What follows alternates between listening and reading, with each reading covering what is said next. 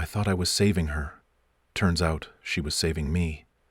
But when I found out the real reason why, everything I believed about love, about second chances, about who I really was, it all fell apart. The woman I married in the Philippines wasn't who I thought she was. The family that welcomed me wasn't really mine. And the money I spent trying to buy love nearly destroyed me. But here's the thing nobody tells you about getting your heart broken at 58 years old in a foreign country. Sometimes the person who destroys your life is the same person who saves it. They just don't do it the way you expected. This is my story. This is how a Filipino woman saved my life by breaking my heart. If you like our videos, please subscribe and leave a comment telling us where you're watching from. I'm standing in my empty house in Ohio. Divorce papers still scattered across the kitchen counter like evidence of a crime I didn't know I'd committed. 25 years of marriage, gone. Just like that. My ex-wife Linda had taken everything that mattered. The kids barely called anymore.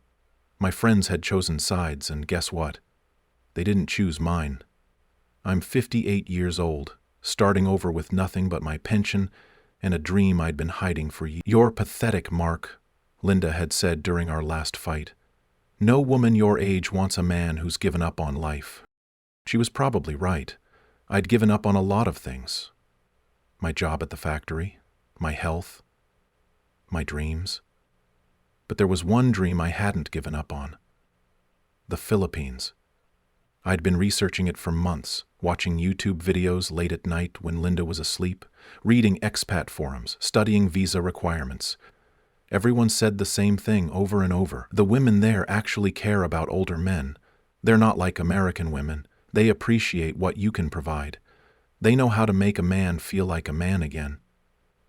Maybe I should just do it, I whispered to myself that night, staring at the divorce papers. What do I have to lose? My savings account had $47,000, 0 cents left after Linda took her half.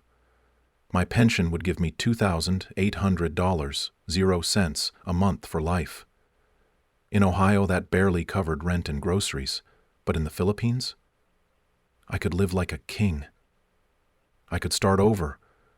I could be the man I used to be before marriage, and factory work crushed whatever was left of my spirit. I opened my laptop and pulled up the airline website. One-way ticket to Manila, $1,200, 0 cents. My finger hovered over the purchase button for 30 minutes. This was insane. I was too old to start over in a foreign country. I didn't speak the language. I didn't know anyone. But then I thought about Linda's words, about how pathetic I was, about how no woman would ever want me again, about how I'd spend the rest of my life alone in this empty house, eating frozen dinners and watching other people live their lives on television. I clicked buy.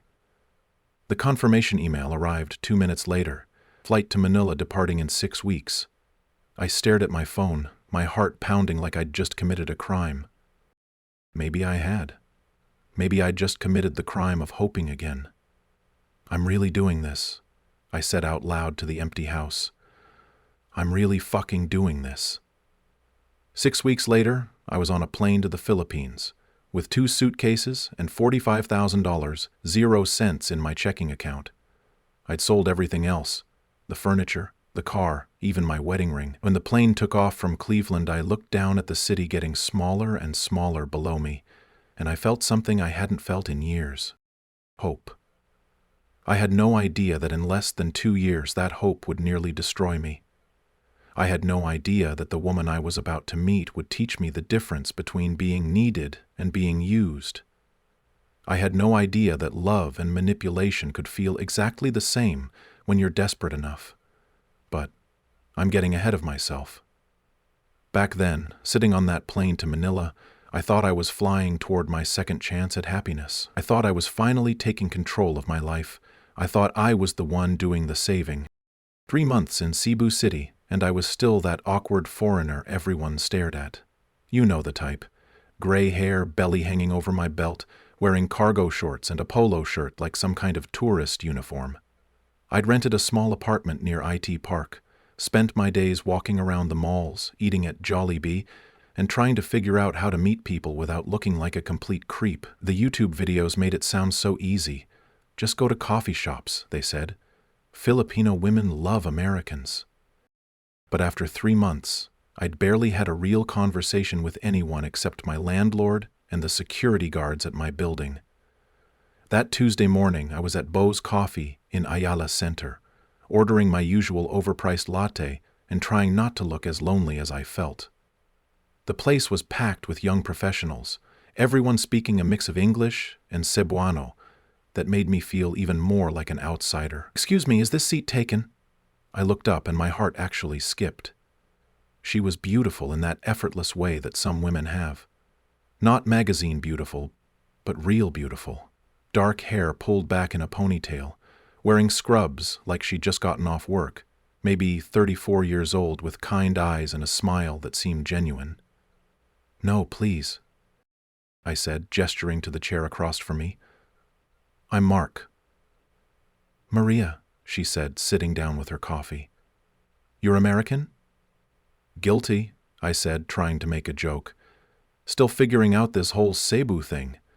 She laughed, and something inside me woke up for the first time in years. It wasn't just the sound of her laugh. It was that she'd actually heard my joke and found it funny instead of stupid. "How long have you been here?"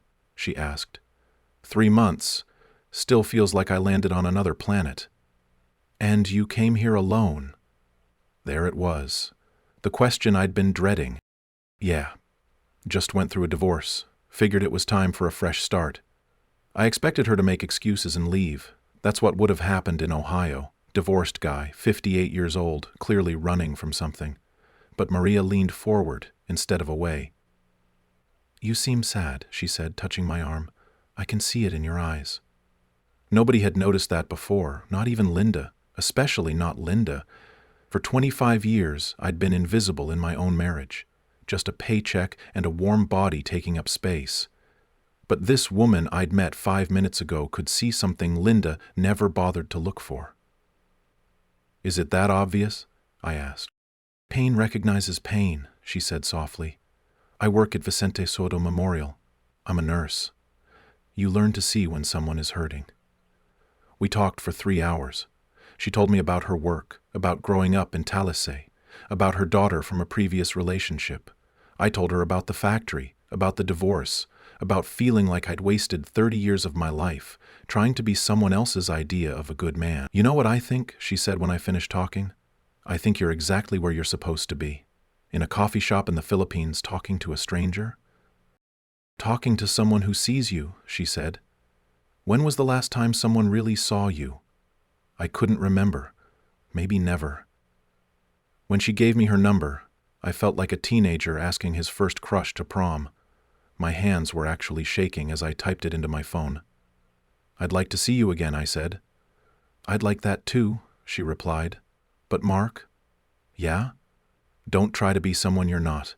I already like who you are." Walking back to my apartment that day, I felt something I hadn't felt since before my marriage fell apart. I felt wanted. Not needed for what I could provide or fix or pay for, just wanted for me.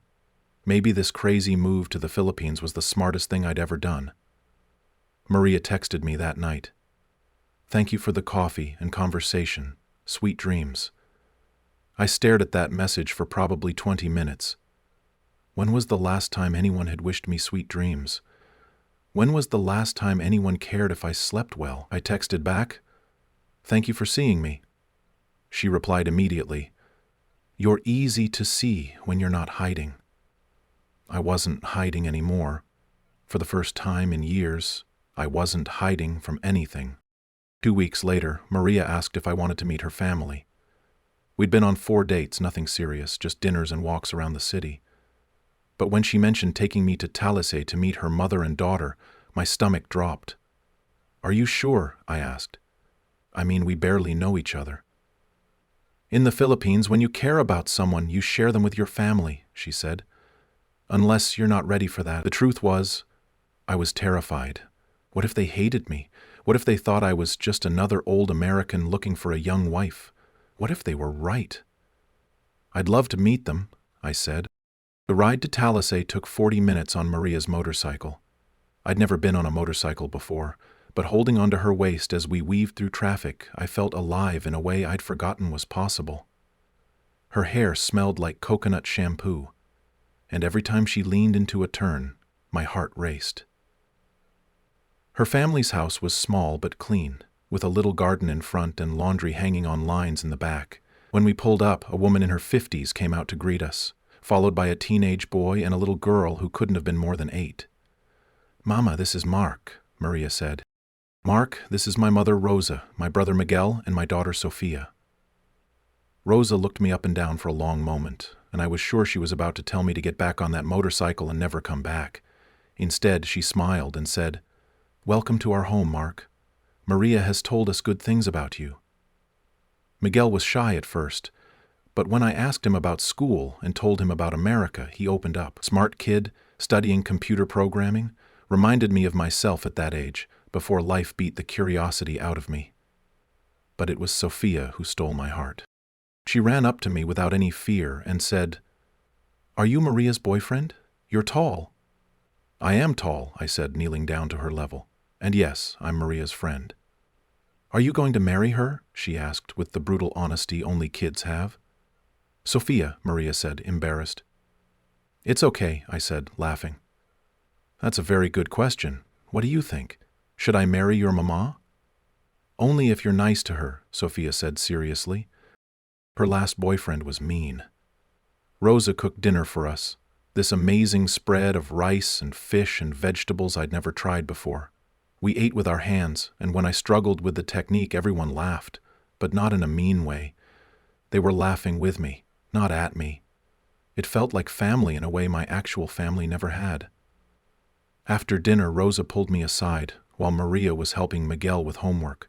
"Thank you for making my daughter happy again," she said. "She smiles now when she talks about you." "She makes me happy too," I said. "Her last boyfriend was not good to her," Rosa continued. "He hit her sometimes, made her feel small. She deserves someone who will protect her." "I would never hurt her," I said, and I meant it. "I can see that," Rosa said. "You have kind eyes. Maria needs someone with kind eyes." That night, Maria and I made love for the first time in her childhood bedroom, while her family slept in the next room. It should have been awkward, but it wasn't. It felt natural. Right. When we were finished, she lay her head on my chest and whispered, "I've been waiting for someone like you my whole life." "What do you mean?" "Someone who sees my family as a blessing, not a burden," she said. "Someone who doesn't mind that I have a daughter. Someone who treats my mother with respect." "Your family is amazing," I said, stroking her hair. "I'm the lucky one." "We're both lucky," she said. And lying there in that small room in Talisay, listening to the sounds of a family sleeping safely around us, I believed her. I believed I was lucky. I believed I'd finally found what I'd been looking for my whole life. I believed Maria when she said she'd been waiting for someone like me. I had no idea that what she was really waiting for was someone exactly like me. Someone lonely enough to mistake need for love. Someone desperate enough to confuse gratitude with affection. Someone broken enough to believe that being wanted meant being valued.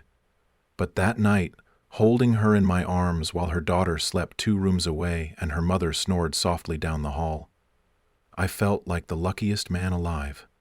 I felt like I belonged somewhere again. I felt like someone's hero. I'm at the gym when my phone rings. It's Maria, and she's sobbing so hard I can barely understand her.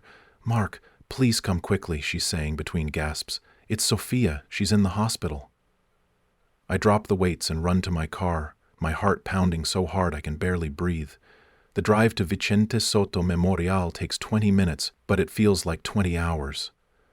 I keep thinking about Sofia's laugh, about how she called me Tito Mark, about how she asked if I was going to marry her mama. When I get to the hospital, Maria throws herself into my arms. Her scrubs are wrinkled, her hair a mess, her eyes red from crying. "What happened?" I ask. "Pneumonia," she says. "She couldn't breathe this morning. Rosa brought her in, but they want to admit her for 3 days. The bills. She stops talking and just cries harder. How much? I ask. $3,000, she whispers. We don't have insurance. I make good money as a nurse, but not that much, not for this. I don't even hesitate. Where do I pay? Mark, you don't have to. Where do I pay? I repeat. She takes me to the billing office, and I hand over my credit card. $3,000, gone in 5 minutes.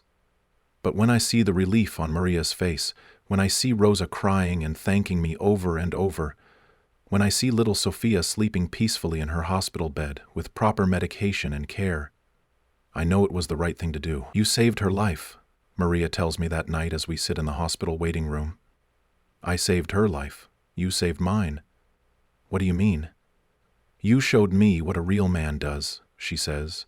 He protects his family, even when it costs him. His family. She said his family, not her family. His family.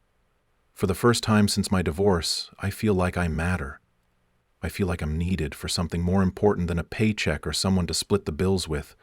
I'm needed to protect people I care about. I'm needed to be the man of the house. Sophia recovers in 2 days, but I can't stop thinking about what happened. What if there's another emergency? What if Rosa gets sick? What if Miguel needs something for school?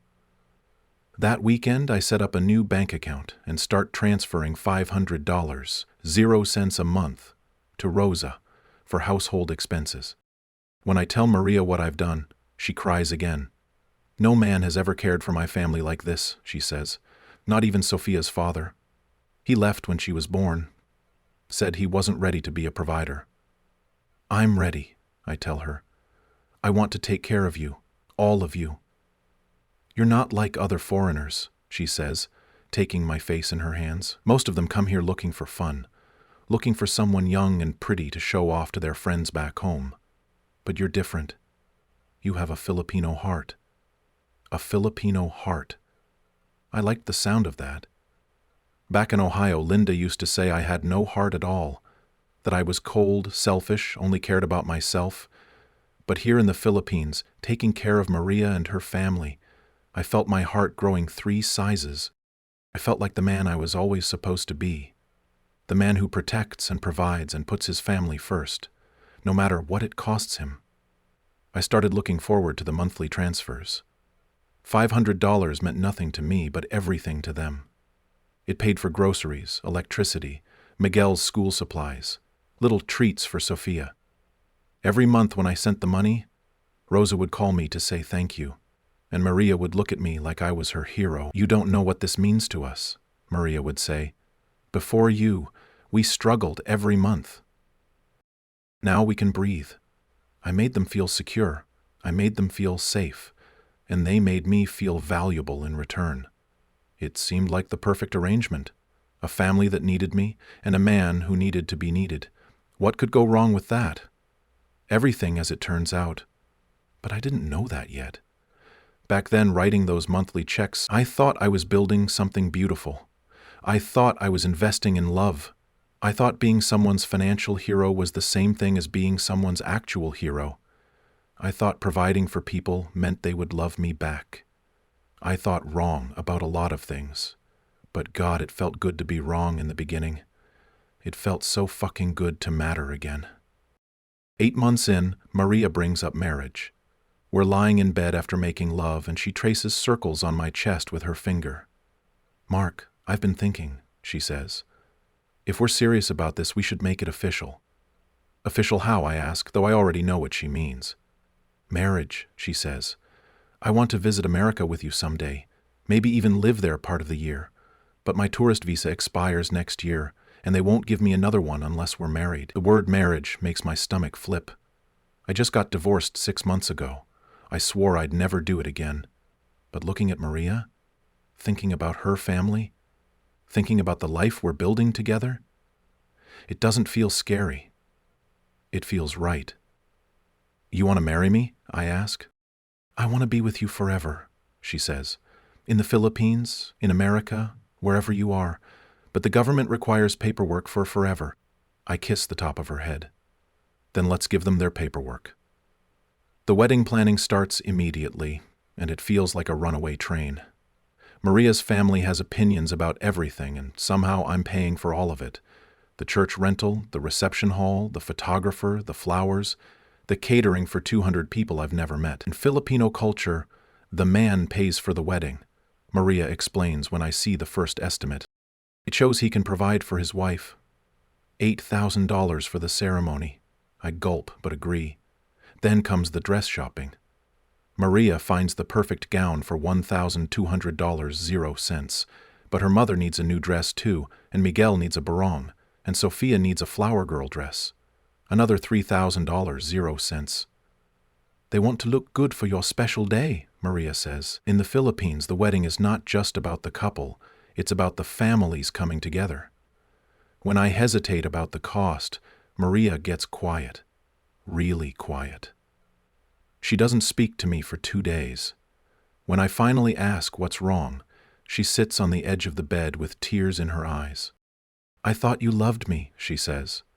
In my culture, when a man loves a woman, he wants to give her a beautiful wedding. He wants her family to be proud. If you can't do that... She doesn't finish the sentence, but I know what she means. If I can't pay for the wedding, maybe I don't really love her. Maybe I'm just like all the other cheap foreigners who come to the Philippines looking for a bargain wife. Of course I love you, I say, pulling her close. I'm sorry. I just want to make sure we're being smart with money. This is our one wedding, Mark, she says. We can't have another one. It has to be perfect. I empty my savings account the next day, $11,000, gone. But when I see the joy on Maria's face, when I see how excited Rosa gets planning the menu, when I see little Sophia practicing walking down the aisle with flower petals, I tell myself it's worth it. This is what you do for family. This is what real love costs. But late at night, lying awake while Maria sleeps beside me, I stare at my bank statements and wonder when loving someone became so expensive. I wonder when every gesture of affection started requiring a price tag. I wonder if this is how marriage is supposed to feel, like a constant negotiation between my heart and my wallet. You're overthinking it, I tell myself. She's not American. In her culture, men take care of everything. This is normal. But deep down, something doesn't feel normal. Something feels off. Not wrong exactly, but off, like I'm playing a game where only one person knows the rules, and it's not me. I push the feeling down. I tell myself I'm just being paranoid because of the divorce. I tell myself Maria isn't Linda. I tell myself this time is different. I tell myself a lot of things to make the math work in my head. Love plus money equals happiness. Providing plus protecting equals being valued. Being needed plus being wanted equals being loved. The math seemed so simple then. I had no idea how badly I was adding it all up. Things feel different after the wedding. Not bad different, just different. Maria seems distracted, always on her phone. When I ask who she's texting, she says family stuff and changes the subject. We're married now, sharing a life, but somehow she feels more distant than she did when we were just dating. Is everything okay? I ask one morning over breakfast. You seem somewhere else lately. I'm fine, she says, not looking up from her phone. Just adjusting to married life. But it doesn't feel like adjusting. It feels like she's already adjusted to something I don't understand yet. 2 weeks after the wedding, Rosa calls with an emergency. Miguel needs money for his final semester fees or he'll get kicked out of school, $2,000. I hate to ask, Maria says, showing me the text from her mother. But Miguel is so close to graduating. If he drops out now, all his hard work was for nothing. I transfer the money that afternoon. Miguel sends me a thank you message with crying emojis, and Rosa calls to bless me in Cebuano. It feels good to be the hero again. A month later, it's Sophia's turn. She needs dental work, some kind of procedure that has to be done at a private clinic. $1,500. The public dentist says she needs to wait 6 months, Maria explains. But she's in pain now. She can't eat properly. I pay for the dental work. Sophia gives me the biggest hug when her tooth stops hurting, and I feel like a superhero again. But by the 3rd month of marriage, The emergencies are coming every few weeks. Rosa's blood pressure medication isn't covered by Phil Health. Miguel needs a new laptop for his programming classes. The roof leaks and needs repairs. Each time Maria presents it like a crisis only I can solve. My pension covers it, but barely. My savings account is down to $8,000, 0 cents, and I'm starting to feel the squeeze. Maybe you could get a part-time job, I suggest to Maria one evening, just to help with some of the smaller expenses. She stops washing dishes and turns to stare at me. I take care of you, the house, my family, she says. That is my job. You said you wanted to be the provider.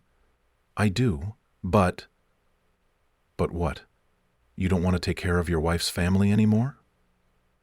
It's not that, it's just, we're spending a lot of money lately. We? She asks. This is your family now too, Mark. Or did the wedding mean nothing to you? I backtrack immediately. Of course it meant something. I just think we should be smart about money. You think I'm not smart? That's not what I said. Then what are you saying? She asks, her voice getting louder. That you don't want to help when my family has problems? That you only care about people when it's convenient? The fight ends with me apologizing and promising to be more supportive. But that night, lying in bed while Maria sleeps, turned away from me, I feel like I failed some test I didn't know I was taking. 2 days later, I catch her whispering into her phone in the bathroom. She's speaking Cebuano, but I hear my name mentioned several times. When she comes out, I'm standing right outside the door. Who was that? I ask. Wrong number, she says quickly, but her hands are shaking as she puts the phone down. Wrong number that knew your name? It was a scammer, she says. They know all kinds of information these days. I want to believe her. I need to believe her. Because if I don't believe her, then I have to start asking questions I'm not ready to ask yet. Questions like, why does every conversation about money end with me apologizing? Why does every family emergency require exactly the amount of money I have available? Why does she get angry when I suggest she contribute financially to our household? Why does she whisper in languages I can't understand and hang up when I get close enough to listen? I push the questions down and tell myself this is just marriage. This is just how families work in the Philippines. This is just me being paranoid. Because I'm not used to being needed this much. But deep down, under all the rationalization and self-doubt, a small voice is starting to whisper something I don't want to hear. Something about the difference between being loved and being used. Something about the difference between being valued and being valuable. Something about the difference between being someone's husband and being someone's ATM with a heartbeat. I tell that voice to shut up. I tell it I'm overthinking everything. I tell it Maria loves me, and love sometimes costs money. But that voice keeps getting louder. I'm using Maria's laptop to book our anniversary dinner when a Facebook message pops up. The notification appears right in the center of the screen, impossible to ignore. It's from someone named Paulo, with a photo attached. My blood turns to ice water. It's Maria. In our bed. In our house. With a Filipino man I've never seen before. They're not just lying together, they're clearly intimate, clearly comfortable, clearly much more than friends. The message underneath reads, "Miss you, baby. Can't wait until the old American leaves for his doctor appointment tomorrow." I stare at the screen for maybe 30 seconds, my brain refusing to process what I'm seeing. This has to be a mistake. This has to be someone else's photo. This has to be anything except what it obviously is. But it's not a mistake. It's Maria, in our bed, with another man, making plans around my medical appointments. I click on Paulo's profile, Filipino, maybe 28 years old, handsome in that young, confident way I used to be 30 years ago. His relationship status says, it's complicated. I scroll through their message history and my world falls apart, piece by piece. Months of conversations, plans to meet, her complaining about having to pretend to love the foreigner, detailed discussions about my schedule, my bank account, my stupid American naivety. There are photos of them together dating back to before we were married. Photos from restaurants I recognize, places Maria told me she was having dinner with girlfriend, photos from beaches she said she was visiting with Sophia. Photos of them in my house, on my furniture, probably spending my money while I was at the gym or the grocery store, or getting my blood pressure checked like the old man I am. When is the American going back to Ohio? Paolo asks in one message. Never, Maria responds. He sold everything. He's stuck here now, which is perfect because his pension keeps coming forever. And he doesn't suspect anything? He's too lonely to suspect anything, she writes. He just wants someone to need him. As long as I keep letting him feel like a hero, he'll keep paying for everything. What about when he runs out of money? Americans always have more money, she responds. And if he doesn't, there are other Americans. I sit there for an hour, just staring at the screen, scrolling through message after message, trying to make sense of what I'm reading. This woman I married, this woman I love, this woman I've been supporting financially and emotionally for over a year, has been living a completely different life. A life where I'm not her husband. I'm her job. A life where our house isn't our home, it's her workplace. A life where our marriage isn't a partnership, it's a business arrangement with one very stupid client who thinks he's buying love when he's actually just renting companionship. The most devastating part isn't the betrayal. It's how stupid I was. How obvious it all seems now. The sudden emergencies that required exactly the amount of money I had available. The family members who always needed help right when my pension check arrived. The way she'd get angry whenever I suggested she contribute financially, like I was asking her to stop doing her actual job. Her job, which was managing me. Her job, which was keeping me happy enough to keep paying. Her job, which was making a lonely old man feel loved while she figured out how much money she could extract before I caught on or ran out of funds. I screenshot everything. Every message, every photo, every casual reference to me as the American or the foreigner or the old man. I print them out because somehow seeing them on paper makes them more real, more final, more impossible to pretend didn't happen. When I'm done, I have 47 pages of evidence that my marriage was a lie from the beginning. That the woman sleeping next to me every night has been laughing about me with her real boyfriend for over a year. That the family I thought accepted me was just playing their roles in an elaborate performance designed to separate me from my money as efficiently as possible. I close the laptop and sit in the silence of our house. Our house, which I pay for. Our furniture, which I bought. Our life, which apparently only exists in my imagination. Tomorrow, Maria will come home from work, and I'll have to decide what to do with what I know. Tomorrow, I'll have to decide whether to confront her or just disappear. Tomorrow, I'll have to figure out how to salvage whatever dignity I have left from this wreckage. But tonight, I just sit in the dark and let myself feel the full weight of how completely I was fooled. How desperately I wanted to believe someone could love me, that I ignored every red flag, every inconsistency, every moment when my gut told me something was wrong. Tonight, I mourn the death of the man I thought I was becoming. The provider, the protector, the hero. Tomorrow I'll figure out who I actually am without those illusions. But tonight, I just let my heart break as completely as it needs to. When Maria comes home from work, I'm sitting at the kitchen table with the printed screenshots spread out like a deck of cards. 47 pages of evidence that our entire marriage was a performance.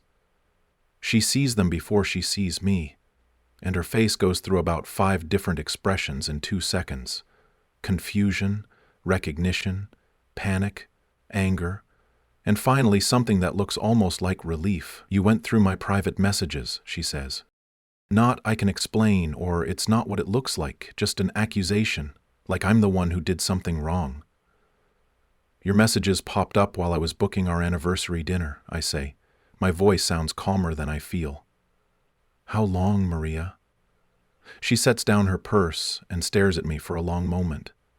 I can see her calculating, trying to figure out how much I know, how much she can still salvage from this situation. Then she starts crying. Not sad tears, angry tears. "You don't trust me," she screams. "After everything I've done for you, after I married you, after I made you part of my family, you still don't trust me." I'm amazed at how calm I feel. 6 months ago, this would have destroyed me. I would have been screaming or crying or throwing things. But sitting here looking at her, I feel something close to peace. Like I finally understand the rules of the game we've been playing. How long? I ask again. She stops crying and realizes the performance isn't working anymore. The game is over. She sits down across from me and wipes her eyes. Since the beginning, she says quietly. Paulo is my real boyfriend. We've been together for 3 years. The coffee shop? We planned it, she says. We researched lonely American men online.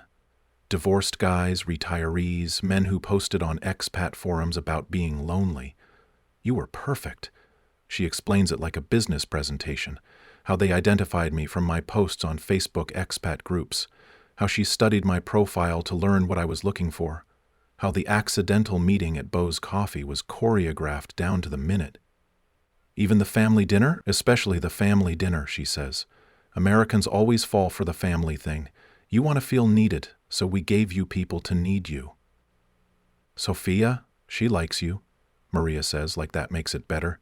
That part was real. She doesn't know about Paulo. But Rosa knows. Miguel knows. They needed the money, she says simply.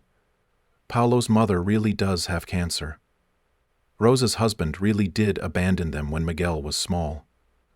Everything we told you was true. We just didn't tell you we had another plan for dealing with it. Another plan that involved me. You're a good man, Mark, she says, and for the first time tonight she sounds genuinely emotional. Lonely but good. You deserved better than what we did to you. But you did it anyway. We needed the money, she repeats. And you needed to feel loved. It seemed like everyone got what they wanted. Except I didn't get love. I got a performance. But you felt loved, she says. For 1.5 years you felt loved and needed and important. Isn't that worth something? I consider this. In a weird way, she's right. For 18 months I felt like the man I always wanted to be. Strong, protective, valuable. The fact that it was all fake doesn't change how real it felt at the time. What happens now? I ask. Now you know the truth, she says. So we figure out what comes next. What does Paulo think should come next? Paulo thinks I should ask you for money to go away quietly, she says. Enough to take care of his mother's treatment and maybe start over somewhere else. How much? $50,000? I almost laugh. I don't have $50,000. I have maybe $8,000 left in my account. Then we have a problem, she says. We sit in silence for a few minutes. 2 people who've been lying to each other for 1.5 years, finally telling the truth. Were you ever going to tell me? I ask. If I hadn't found the messages, how long would this have gone on? Until you ran out of money, she says, without hesitation. Or until you decided to move back to America. And then? Then we would have divorced quietly. You would have thought it was because we grew apart or couldn't make the distance work. You would have gone home thinking you had a beautiful love story that just didn't work out. Instead of knowing I was the mark in a con game. You were never a mark, she says. You were a client. What's the difference? A mark gets robbed, she says. A client gets what he pays for. You paid for companionship, for feeling needed, for having a family that appreciated you. We delivered all of that. But it wasn't real.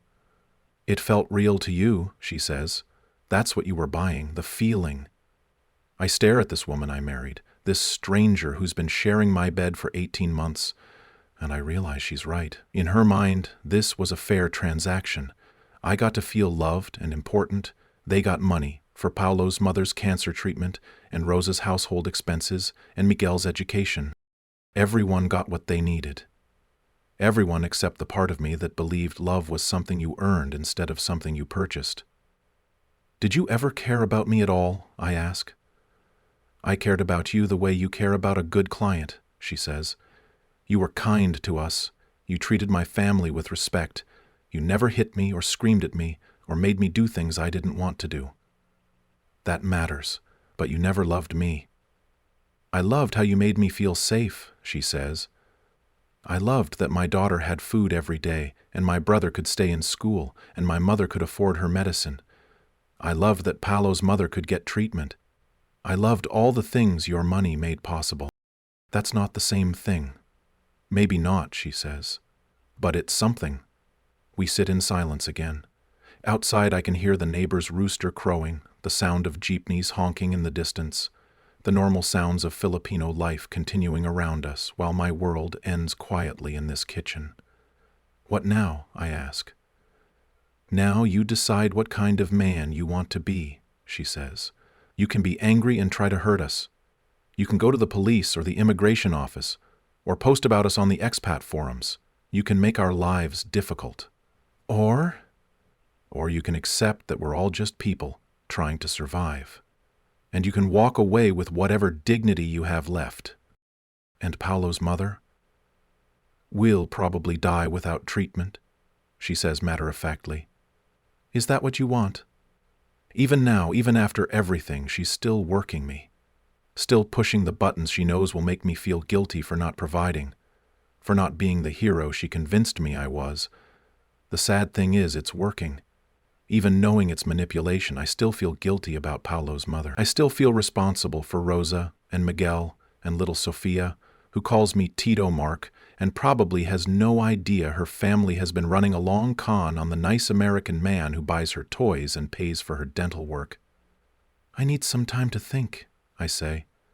Of course, she says, standing up from the table. I'll stay at Rosa's tonight, give you space to process.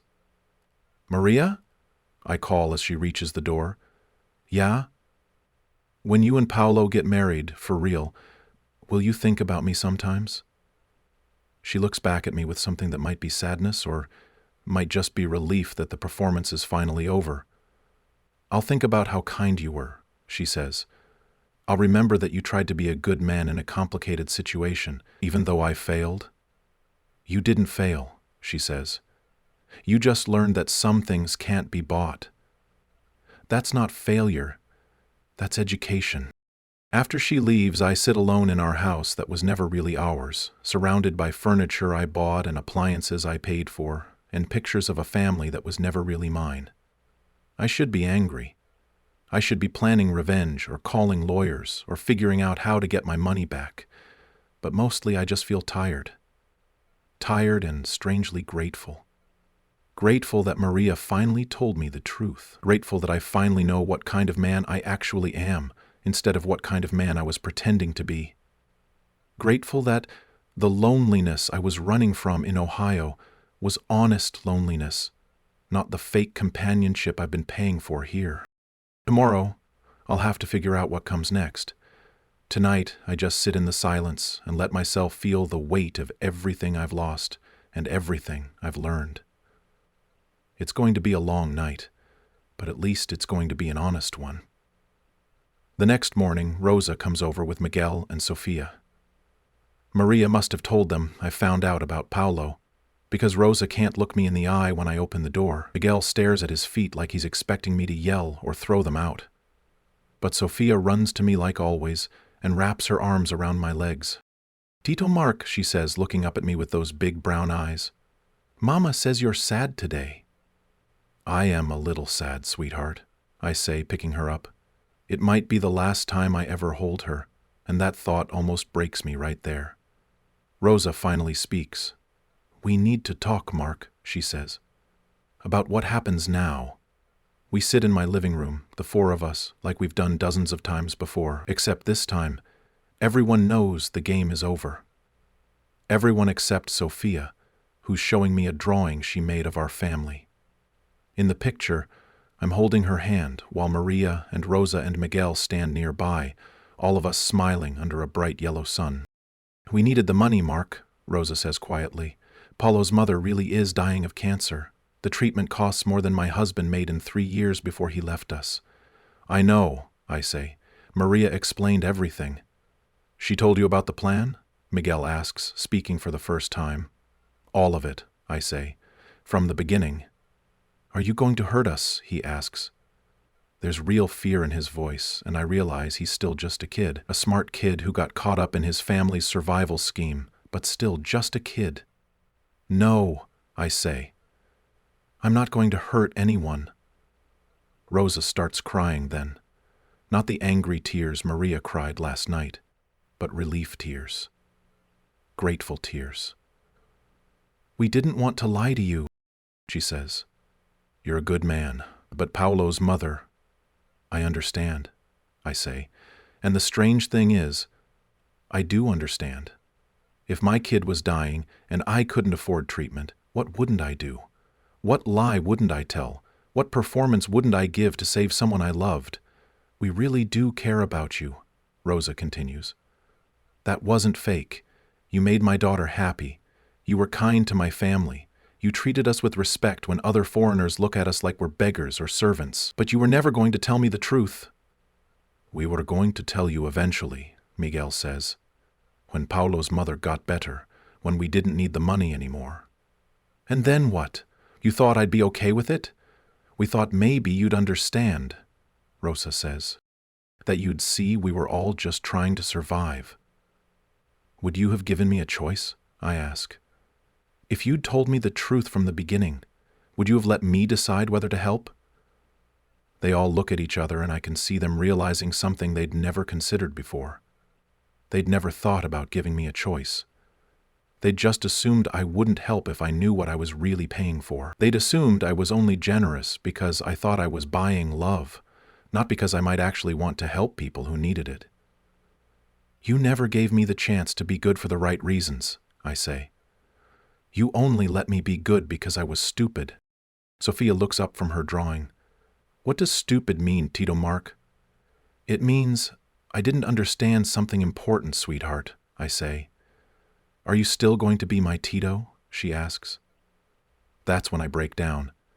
Not because of Maria's betrayal or the money I lost or the fool I made of myself, but because this little girl's love was real, and I have to walk away from it because she's the only person in this whole mess who never lied to me, and she's going to pay the price for everyone else's choices.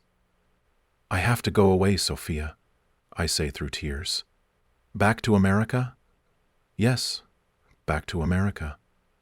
Can I come visit you? Maybe someday, I say, though we both know it will never happen. I reach into my jacket and pull out an envelope I prepared this morning.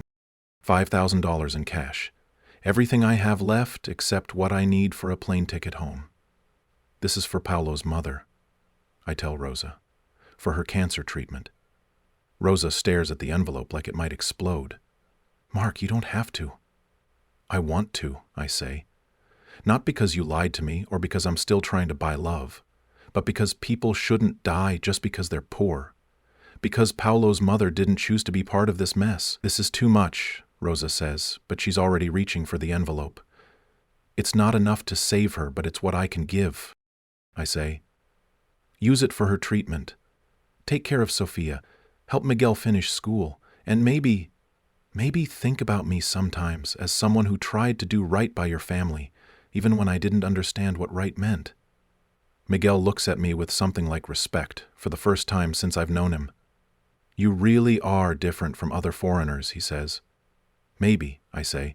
Or maybe I'm just a different kind of stupid. I hug Sophia one last time, breathing in the smell of her hair, memorizing the feeling of her small arms around my neck.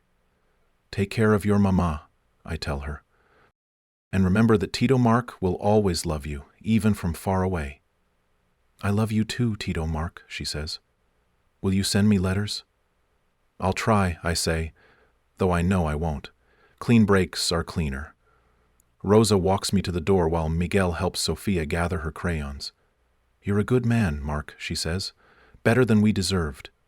You're not bad people, I say. You're just people in a bad situation who made a hard choice. I understand that now. What will you do in America? I don't know, I say honestly. Figure out who I am when I'm not trying to be someone's hero.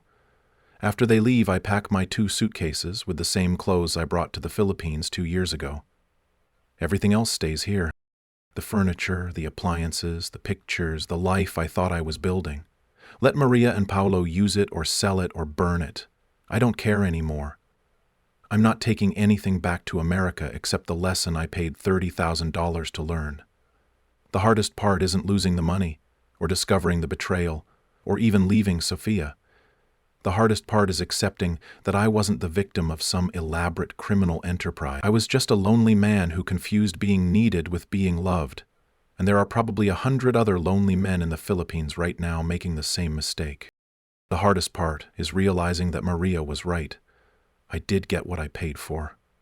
I paid for the feeling of being important, and I felt important for 18 months. I paid for the illusion of being loved, and the illusion was perfect until it wasn't.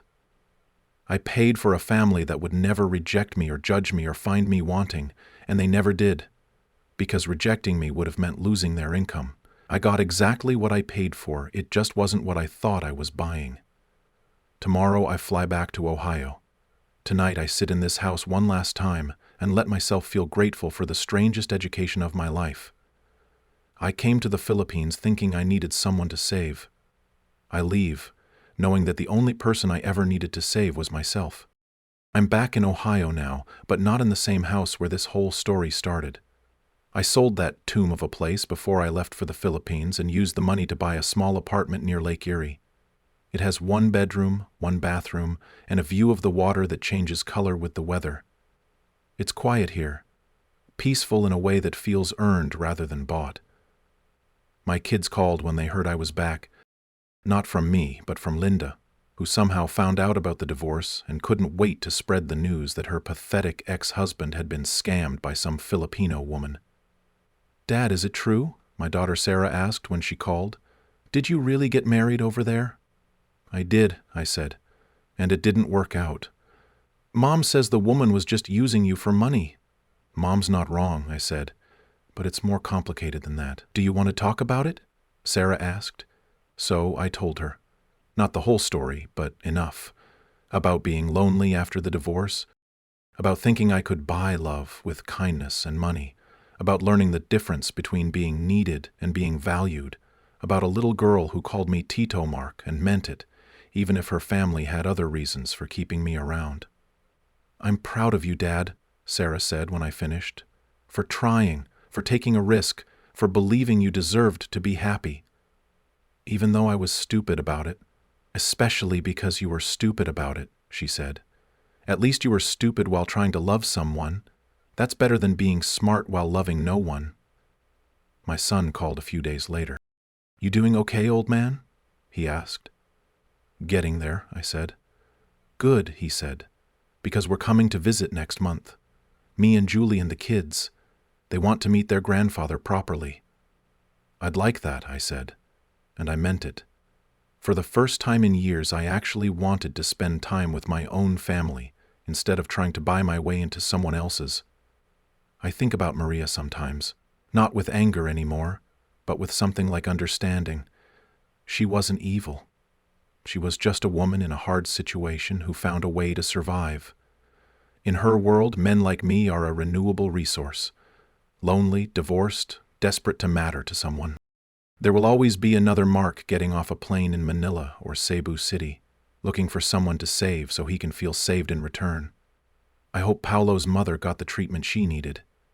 I hope Rosa doesn't have to worry about electricity bills anymore. I hope Miguel finishes school and gets a good job and never has to help run a con on a lonely foreigner.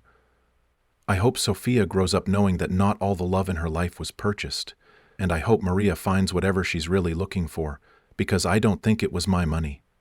I think she was looking for the same thing I was. A way to feel valuable, a way to matter, a way to be needed by someone who wouldn't leave when things got complicated. We just had different ideas about how to find those things.